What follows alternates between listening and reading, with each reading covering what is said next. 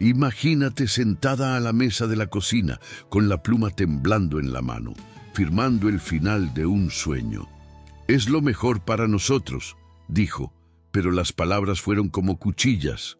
Ana, una mujer de 35 años, maestra dedicada y madre de una hija pequeña, vio cómo su matrimonio de 10 años se desmoronaba. Soñaba con una familia unida, sencillos viajes dominicales, un amor eterno. Pero las traiciones, las peleas y los fríos silencios la llevaron al abismo. Sola con Luisa, de 6 años, ¿cómo podría reconstruir una vida destrozada? Ana pensó que Dios le había dado la espalda. Pero, ¿y si él aún estuviera escribiendo el siguiente capítulo? Esta es su verdadera historia, un testimonio de fe que te conmoverá. Escucha, porque lo imposible aún sucede. Ana era esa mujer que iluminaba las aulas con su sonrisa genuina. Nacida en un pueblito del interior de Sao Paulo, con una fe, se casó con Pedro a los 25 años, un ingeniero carismático con una mirada que prometía el mundo. Él era su refugio, el que la sorprendía con flores robadas del jardín vecino, el que bailaba con ella en la cocina al son de viejas canciones. Tenían un pequeño y acogedor apartamento en el centro, con un balcón donde plantaban albahaca que perfumaba las noches. Los sueños de Ana eran puros. Ver a Luisa crecer rodeada de amor, tal vez un hermanito, una casa más grande con un patio trasero para jugar. Dios nos bendice con lo que plantamos juntos, pero la vida, esa maestra despiadada, sabe cómo desmantelar castillos de arena. Empezó despacio, Pedro trabajando hasta tarde, oliendo a perfume ajeno. Las discusiones tontas se convertían en tsunamis de acusaciones. «¡Ya no me entiendes!», gritó. Ana, con el corazón dolido, susurró: «Te quiero, Pedro. Lucha por nosotros». Descubrió la traición en un mensaje en su celular, un compañero de trabajo, promesas vacías que la destrozaron. Su mundo se tambaleó. Luisa, con sus ojitos curiosos, preguntó: «¿Papá volverá a cenar?». Ana forzó una sonrisa, pero por dentro se desmoronaba. Esa noche, sola en la habitación, se abrazó a su almohada, aún oliendo a su loción para después del afeitado. «Dios mío, ¿por qué? ¿Por qué dejas que el amor se rompa así?», murmuró en la oscuridad. Las dudas la invadieron como mareas. ¿Cómo le explico a Lucia que papá prefiere a otro? ¿Cómo pago las cuentas sola con mi sueldo de maestra? Los días se convirtieron en semanas de cruda agonía. La separación fue una confusión de papeleo y miradas frías en la notaría. «Se acabó, Ana. Fírmalo y sigue adelante», dijo el abogado, pero ella sintió que se le desgarraba el pecho. Pedro se mudó a un apartamento alquilado, llevándose la mitad de los muebles y todas las risas de la casa.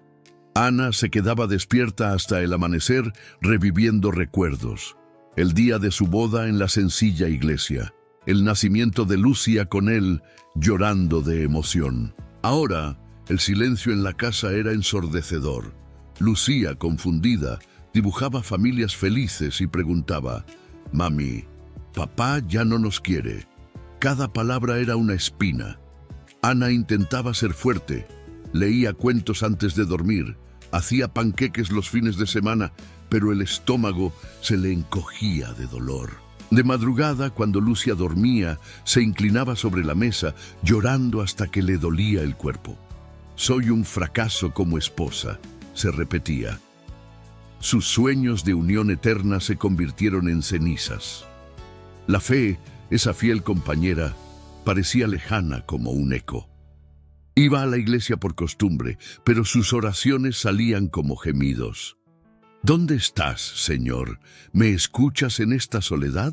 La rutina se convirtió en una mera supervivencia. Las facturas se amontonaban en la cocina, el refrigerador resonaba vacío. Una tarde, después de una clase agotadora, Ana recibió una llamada del colegio. «Tu hija llora por su padre. Quizás necesite ayuda profesional».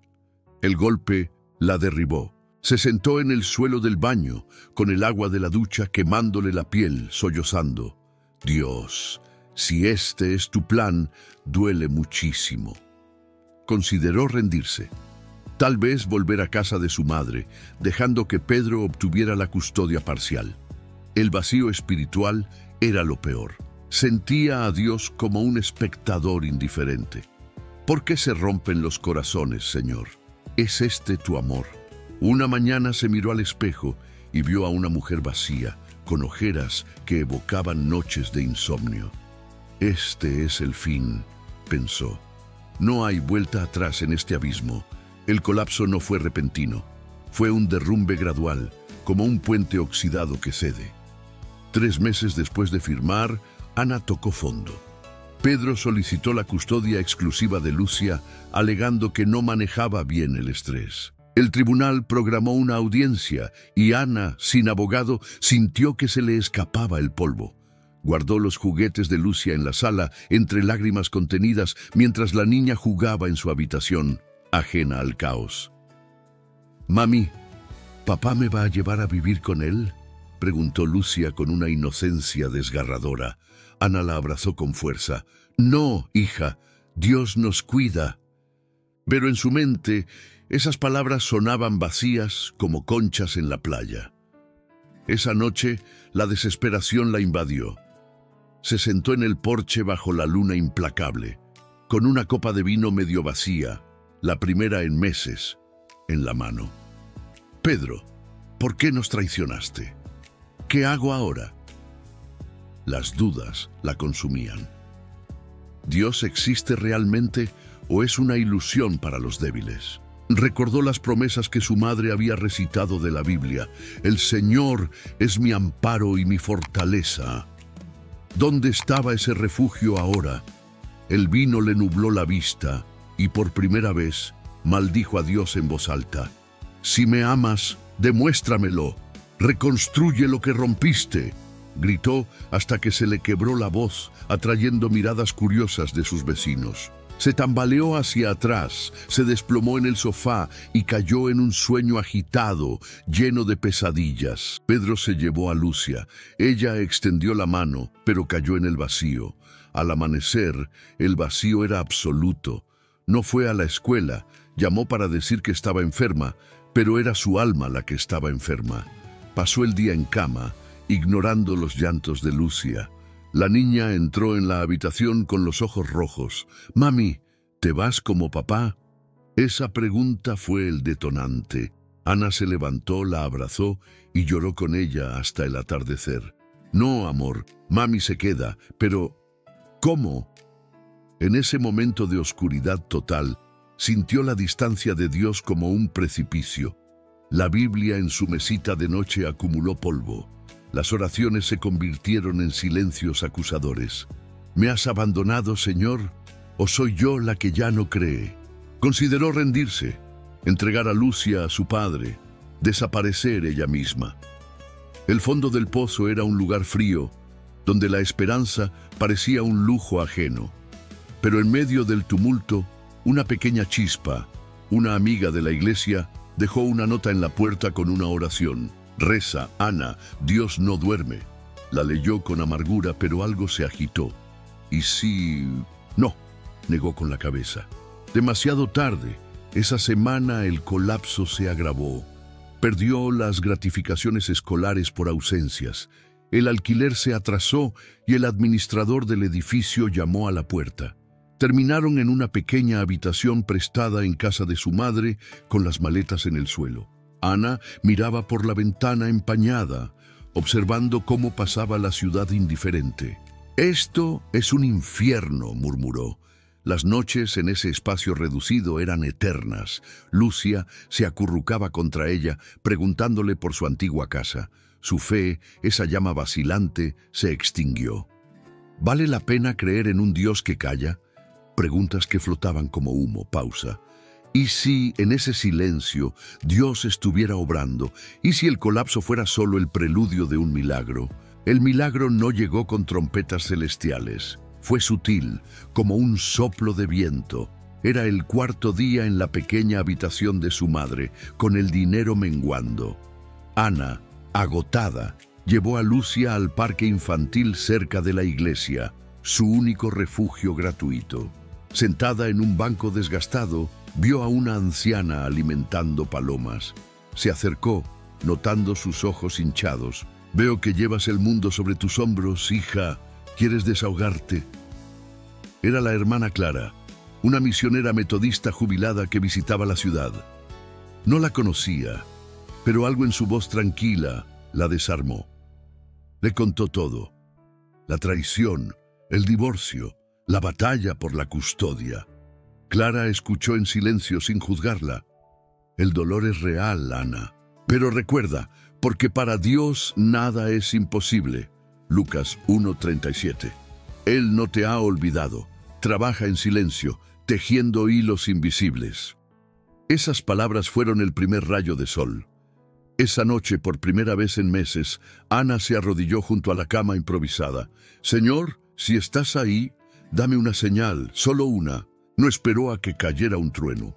Al día siguiente sonó el teléfono. Era el abogado de Pedro, confundido. Canceló la audiencia de custodia. Dice que quiere hablar. Algo ha cambiado en él. Ana jadeó. Pedro, cambiando de opinión. Fue como si Dios hubiera plantado una semilla en su corazón, pero la acción divina no se detuvo ahí. La hermana Clara, tocada por el Espíritu Santo, llamó a su red. Un abogado de su iglesia ofrecía servicios gratuitos y apareció una beca para Lucia en un colegio privado. «Es de Dios, hija, Él provee». Ana dudó, pero aceptó. Cuando regresó a la iglesia para dar gracias, encontró una carta de Pedro en el buzón. «Nos extraño. ¿Podemos intentarlo de nuevo?» Las lágrimas fluyeron. «¿Eres tú, Señor? ¿Vas a mostrar tu mano?» Otra señal. En un servicio religioso, Lucia encontró un crucifijo caído que Ana había perdido, como si la estuviera esperando. «Jesús está aquí, mami», exclamó. Ana sintió un calor en el pecho, una llama reavivada. Dios estaba obrando en el pequeño. Un ascenso en la escuela surgió de la nada. Pedro comenzó a ir a terapia, admitiendo su error. No era magia. Era providencia, sutil y poderosa. «El Señor restaura las almas de los afligidos», meditó Ana, haciendo eco del Salmo 23. El vacío se llenó de esperanza. Pausa. Dios no grita, susurra milagros al corazón herido. La restauración llegó como un amanecer después de la tormenta más larga. 5 meses después de la ruptura, Ana no era la misma. Pedro regresó a casa arrepentido, con terapia y promesas reales. El divorcio fue anulado. La custodia compartida se convirtió en una unión plena. Sofía floreció, atraía a familias enteras. Su risa llenaba los pasillos. Ana, ascendida a coordinadora, saldó sus deudas y volvió a soñar, quizás con un viaje a la playa, como antes. Por primera vez, sonrió de verdad al espejo. «Mira lo que hizo», se dijo, pero el mayor milagro fue espiritual. Ana regresó a su fe con hambre, guió a un grupo de parejas en la iglesia, compartiendo su experiencia. «Dios no terminó mi matrimonio, me dio una nueva misión». Una noche de oración sintió una paz inexplicable, como si el Señor le dijera: «Te he sanado». No fue una perfección instantánea, había cicatrices, sino una restauración del alma. El perdón fluyó, perdonó la traición de Pedro, abrazándolo sin reservas. «No fue solo tu error, fue nuestra lección», dijo. Pedro, transformado, dirigió las oraciones familiares. La transformación fue cinematográfica, de las sombras a la luz.